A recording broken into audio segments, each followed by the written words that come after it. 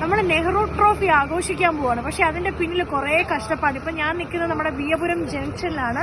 നമ്മുടെ വിയപുരം ചുണ്ടൻ തുടങ്ങിയ VVSക്ക് കൈക്കരുത്ത് ഒപ്പം തന്നെ സാമ്പത്തികം വലിയൊരു ബാധ്യതയാണ്. അതായത് ചേട്ടന്മാർ ആടിലേലം ഒക്കെ ആയിട്ട് നിൽക്കും. ഒരുപക്ഷെ ഈ ചരിത്രത്തിൽ നമ്മൾ കുറെ കാര്യങ്ങൾ പറയും വള്ളംകളിയെ കുറിച്ച്. പക്ഷെ ഇതിന്റെ പിന്നിലുള്ള വലിയൊരു അവസാന നിമിഷത്തെ കുറച്ച് പൈസ കൂടി അവർക്ക് വേണം. അപ്പോൾ ഒരു വലിയ ലേലം വിളി ഇവിടെ നടന്നുകൊണ്ടിരിക്കുക. അപ്പൊ ഞാനും എന്റെ കയ്യിലുള്ള ചെറിയ സംഭാവന കൊടുത്ത് ആ ലേലം വിളിയിൽ പങ്കാളികളാവുകയാണ്.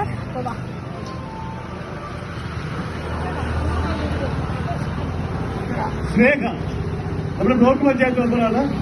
സ്നേഹ വിളിക്കുന്നത് 1600 രൂപ. 1600 വിളിക്കുന്നു സ്നേഹ.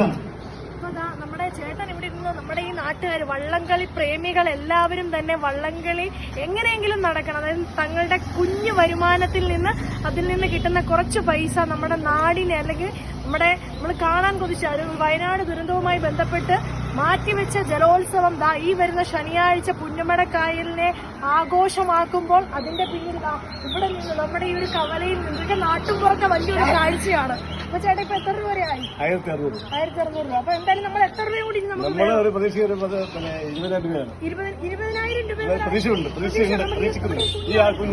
ഈ കുഞ്ഞാടിനെ വെച്ച് 20,000 രൂപയെങ്കിലും കിട്ടണം. പക്ഷെ അതിൽ കൂടുതൽ കിട്ടും പ്രതീക്ഷയുണ്ട്.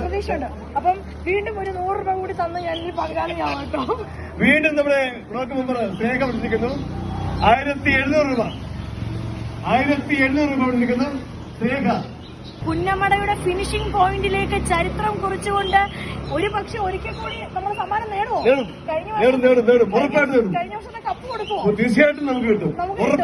അപ്പൊ എല്ലാ വള്ളത്തിനും വിശ്വാസമുണ്ട്. അപ്പൊ ആ ഒരു ഫിനിഷിംഗ് പോയിന്റിലേക്ക് ആരാണ് വള്ളപ്പാടാലെ വരാൻ പോകുന്നതെന്നുള്ള കാഴ്ചയാണ് ഇനി നമ്മൾ കാണാൻ പോകുന്നത്. ഇനി നമ്മൾ നേരെ വീഡിയോ ഇടാൻ പോകുന്നത് നെഹ്റു ട്രോഫിയുടെ ഫിനിഷിംഗ് പോയിന്റിൽ നിന്നായിരിക്കും. Bye bye.